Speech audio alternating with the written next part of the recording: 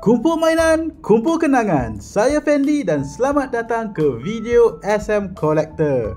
Hari ini saya bersama dengan Abang Ashraf pergi lagi ke 7-Eleven untuk meneruskan misi kami mencari kad rare, super rare, monster galaxy card ataupun kad Mechamato. Masuk-masuk saja dalam kedai ni, kami dah nampak segerombolan kad yang ada disusun rapi di 7-Eleven ni. Wih, nampak terus ada kad Techno Breaker Mas Mara. Wow, cantik. Cyclone Fury.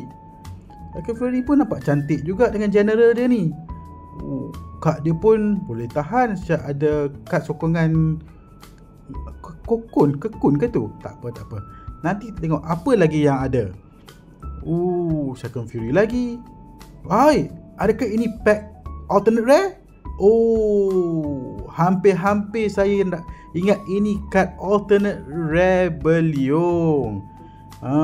Sebab Cyclone Fury ni dia ada kad yang alternate rare dan secret rare, termasuk pack Techno Breaker. Tapi tak apa, kita jangan putus harapan. Kita still continue dalam misi kita mencari kad secret rare, alternate rare, monster galaxy card. Mana nak tahu ada yang terselit. Tapi tak apa, jangan putus asa. Walaupun tak ada kad yang kita nak, kita still dapat kad coki-coki juga nanti. So, dengan itu saya pun ambillah 2 coki-coki dahulu untuk membuat pembayaran. Semasa di kaunter pembayaran, tiba-tiba ada penambahan lagi 2 kad coki-coki daripada Abang Ashraf. Okey, tanpa kita buang masa, kita buka 2 dahulu kad coki-coki ni. Mana tahu ada kad yang manis-manis dalam salah satu pack ni. So mari kita tengok pack pertama. Ada tak kad manis-manis untuk kita dalam coki-coki ni? Seperti biasa, apabila kita buka, kita akan dapat lihat pack itu ditutupi dengan plastik hitam.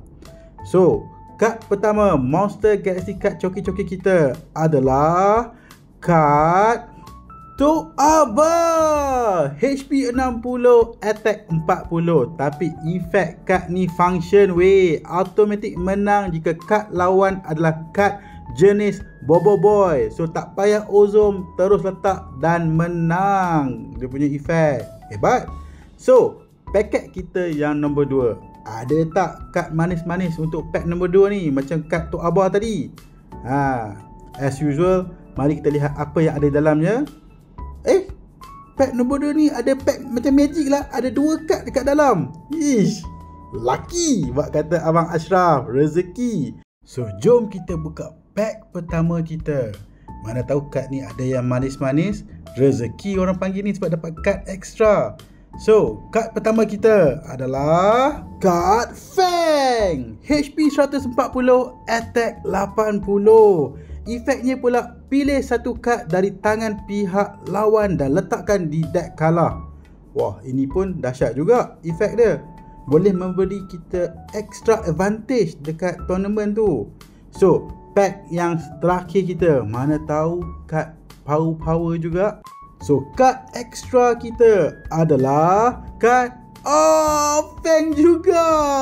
So kita dapat 2 kad Fang. Tak apalah, rezeki untuk dapat duplicate card. So ini adalah kad-kad yang kita dapat untuk pembelian coki-coki kita kali ini. 2 Fang dan 1 Tok Abah. So sampai sini sajalah video kita kali ini. Jumpa next time. Bye.